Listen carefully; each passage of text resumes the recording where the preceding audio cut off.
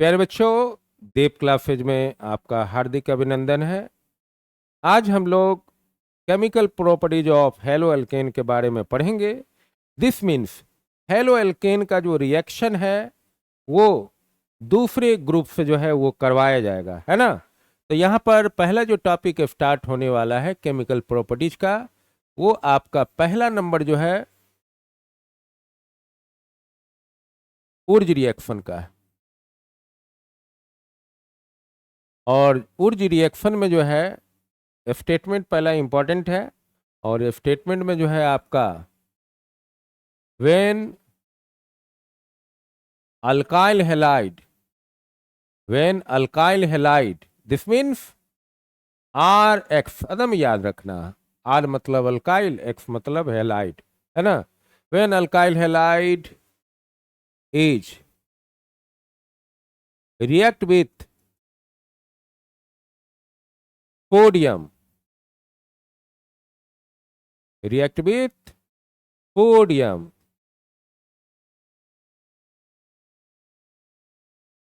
in presence of dry ether। अब क्या formation है उसको भी लिख दें। Then its formation is an alkane, यानी कि अल्केन का जो ग्रुप है वो बनता है। तो जैसे रिएक्शन हुआ, रिएक्शन होने के बाद रिजल्ट भी जो है आपको मिल गया। इससे बेहतर क्या बात। अब आपको जो है वो प्रोसेस की तरफ जाना है। तो वो प्रोसेस में क्या है उस चीज को समझो।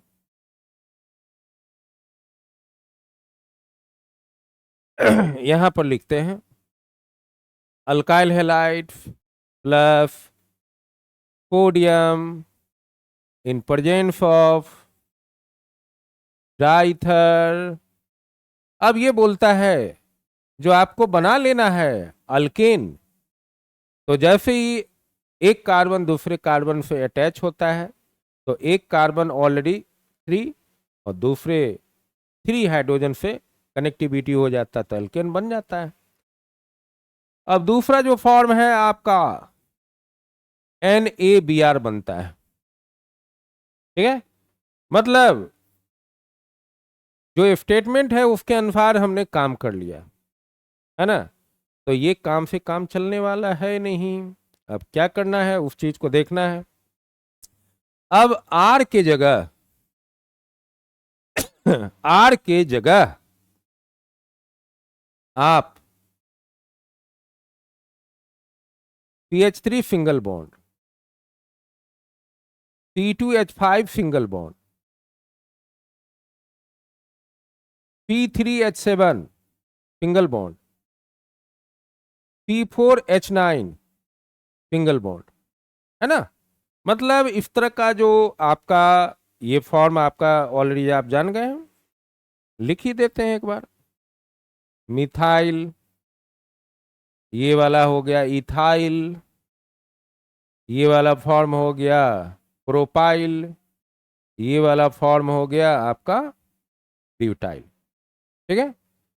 तो इस तरह का फॉर्म जैसे ही बनता है तो यहां पर पहला जो क्वेश्चन है अल्काइल में मिथाइल फॉर्म का जो है यूज हम लोग करने वाले हैं, ठीक है। तो हो सकता है आपने यूज किया हो,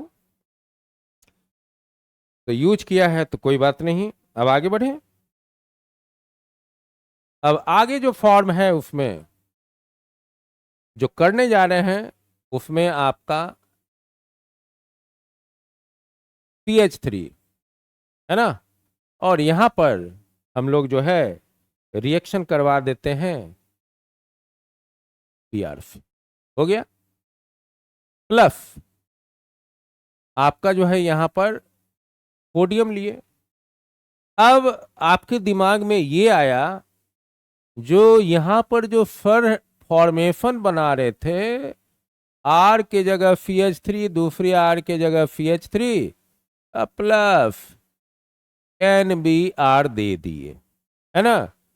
तो यहां पर देख रहे हैं क्या एक ही कार्बन काउंट किए और इस जगह जो है 2 कार्बन काउंट कर लिए, तो ये नाइंसाफी जो है बैलेंसिंग इक्वेशन में नहीं होता है। तो अगर मान लिया आप इस क्वेश्चन के अनुसार चलते हैं तो आपके दिमाग में पहला जो स्टेप आ रहा है उसको ढंग से सीखना है।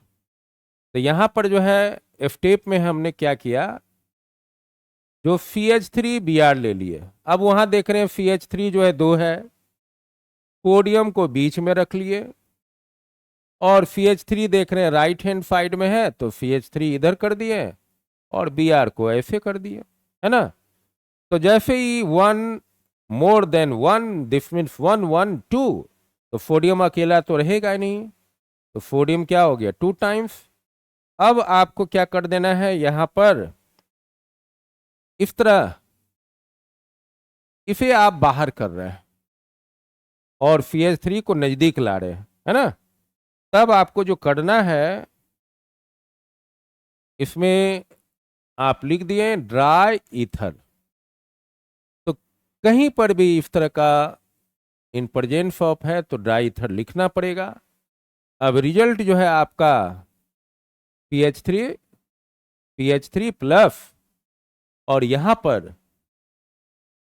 2NaBr लिख दिया, ठीक है।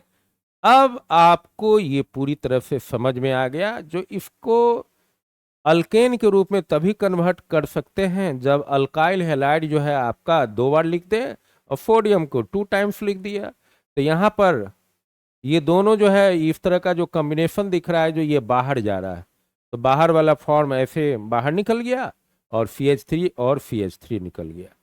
तो दिमाग में आया जो अगर CH3Br है और CH3, इस फॉर्म को हम लोग आइडेंटिकल ग्रुप कहते हैं, एक समान रहेगा।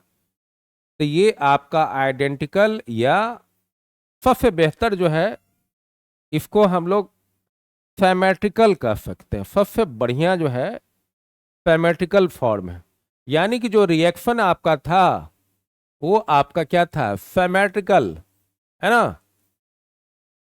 मतलब जो ग्रुप था वो आपका सिमेट्रिकल फॉर्म था। तो ये तो बुक में एनसीईआरटी में 100% आपको मिल जाएगा। लेकिन जैसे ही अनसिमेट्रिकल पार्ट है वो वाला एनसीईआरटी बुक में नहीं है, लेकिन रेफरेंस बुक वगैरह में वो है। तो यहां पर मेरा जो प्रयास है उसी क्वेश्चन को बनाने का है। तो यहां पर जो है टर्म जो है आपका अनसिमेट्रिकल का है, मतलब अगर एक कार्बन है तो दूसरा कार्बन जो है वो क्या रहेगा, वो डिफरेंस रहता है। तो यहां पर हम ये देखें, अगर एक कार्बन मिलके 2 कार्बन बना, अनसिमेट्रिकल में जो है वो केस क्या होने जा रहा है उसी के बारे में समझना है। तो यहां पर देखो, जैसे मान लिया R और Br ले लिए, ठीक है, बात समझ में आ गया।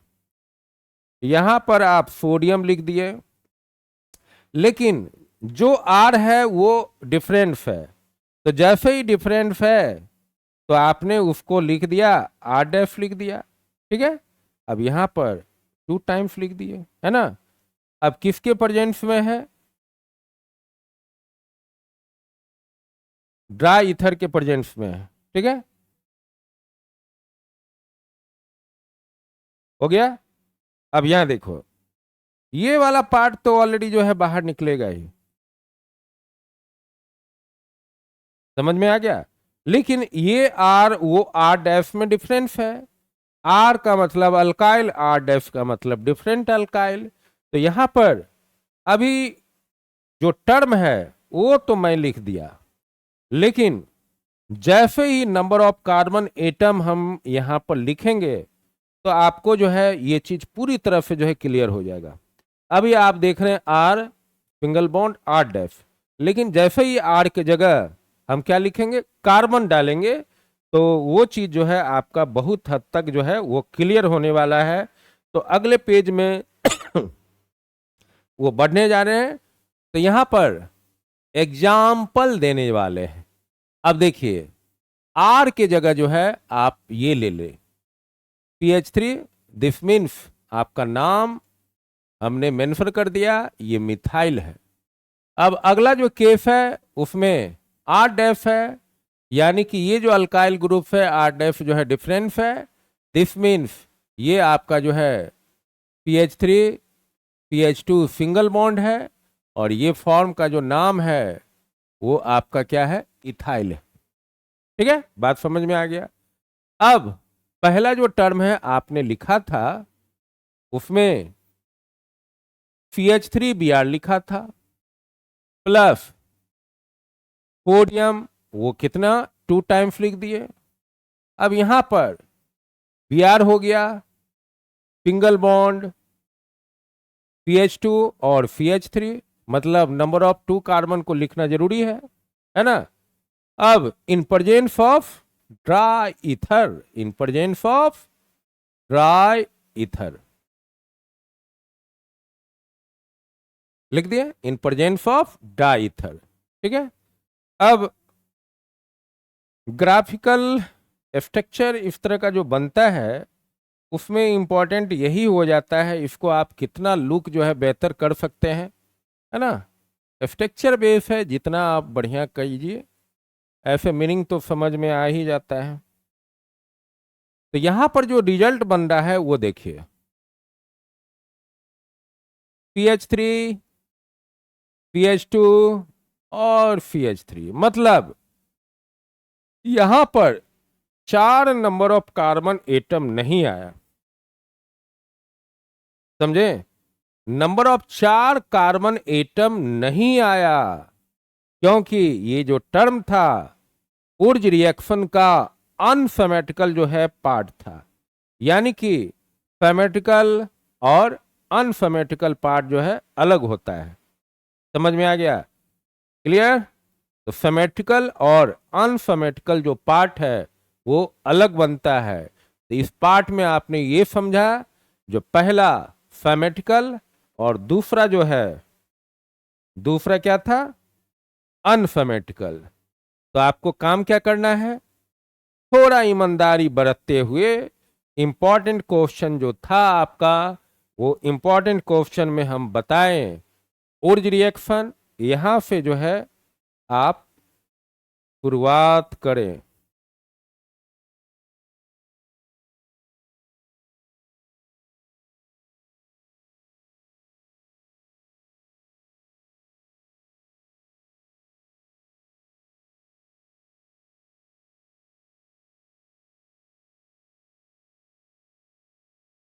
तो पहला उर्ज रिएक्शन में था, when alkyl halide is react with sodium in presence of dry ether then it formation, है ना।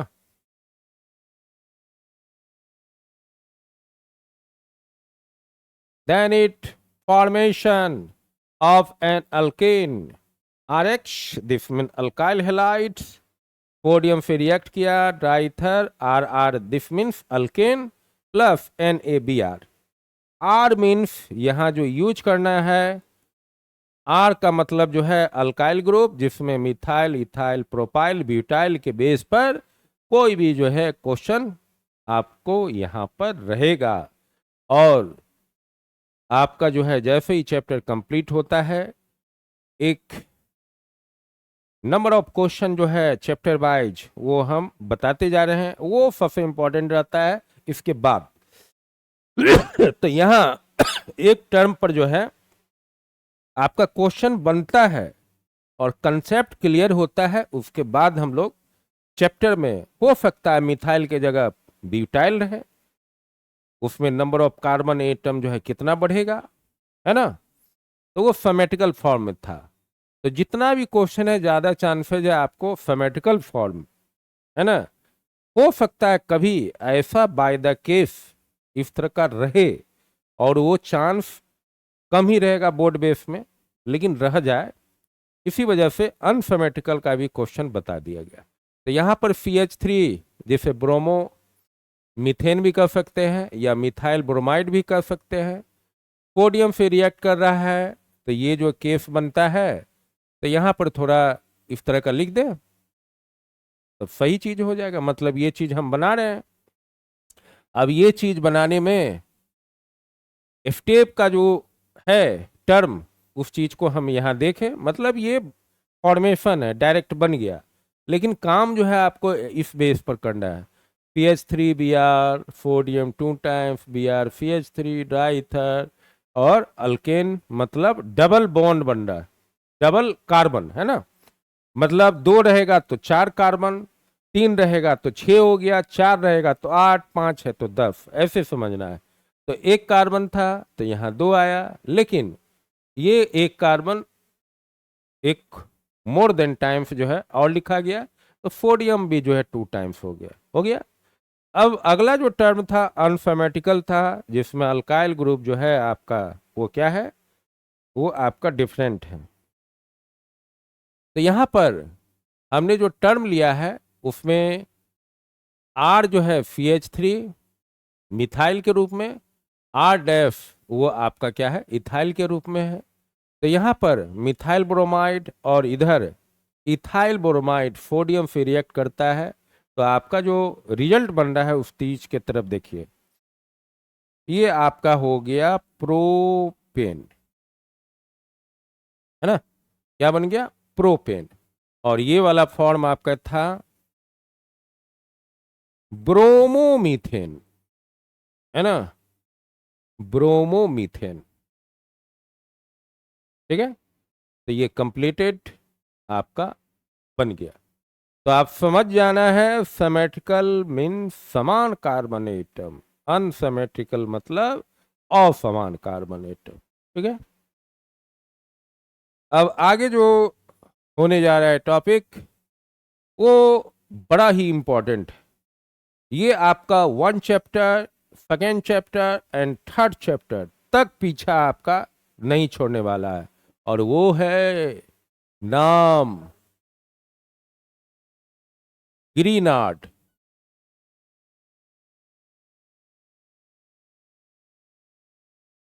रिएजेंट, अब ग्रीनार्ड रिएजेंट का जो फॉर्मूला होता है वो याद रखना है, आपका ये रहेगा R single bond Mg single bond X, याद रखना है। या इसे हम लोग RMgF भी कर सकते हैं, ऐसे भी लिख सकते हैं RMgF, समझ में आ गया, याद रखना है RMgF। और वो रिएजेंट का जो पार्ट है वो आपका क्या है, RMgF, उसे हम लोग ग्रीनार्ड रिएजेंट कहते हैं। तो ये आपका 2nd नंबर जो है केमिकल प्रॉपर्टीज का चल रहा है। अब पहला इंपॉर्टेंट ये है, वो डायरेक्टिव रिएजेंट जो है वो बना नहीं, तो वो बनने के लिए जो है आपको स्टेटमेंट लिखना पड़ेगा। When alkyl halide, when alkyl halide, this means R single bond X is react with, याद रखना है, Grignard group number 2nd magnesium metal से जो है वो रिएक्ट करता है, यानी कि when alkyl halide RX is react with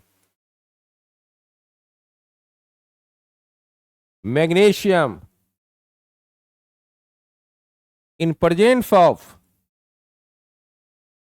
in presence of dry ether, ठीक है। तो पहला कहानी जो है इस चीज को हम समझ जाएं, उसके बाद अगर कोई कहानी में ट्विस्ट होगा तो वहां पर भी आपको हम बता देंगे, है ना। तो पहला कहानी का जो पार्ट है उसमें आपको ग्रीनार्ड रिएजेंट का जो फेज है, फॉर्म है, वो चीज आपको बनाना है, ठीक है। तो जो पहला केस है वहां पर पहुंचे, उस पहले केस में RX प्लस Mg से रिएक्ट किए, किसके प्रेजेंस में, वो आपका जो है ड्राई ईथर के प्रेजेंस में। तो रिजल्ट जो है आपका क्या बना, RMgF, है ना। तो यहां पर आपको ये चीज जो है लिखना है ना, लिखिए